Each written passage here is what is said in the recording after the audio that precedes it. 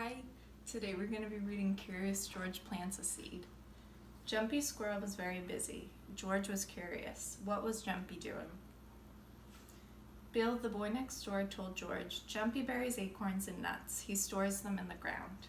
He can dig them up later when he is hungry.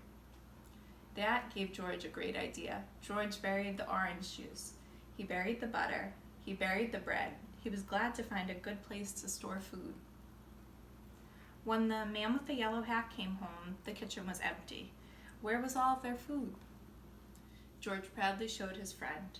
George, orange juice and bread are not for burying, the man with the yellow hat said. They cannot be stored in the ground. His friend showed George a peanut with a sprout. George was puzzled.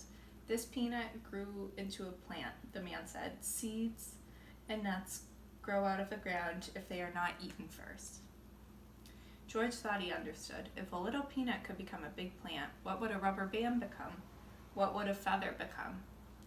George dug lots of holes. He buried lots of things. Soon the house was empty. The man with the yellow hat was surprised. George, umbrellas and chairs are not for burying, the man with the yellow hat explained. They are made by people. They are not going to grow. Seeds and nuts will grow. A few days later, George saw something new in the yard. It was a sprout. Look, George, said his friend, a seed you buried is growing. I wonder what it will be. Soon there was a beautiful sunflower in the yard. George had a green thumb after all. The end.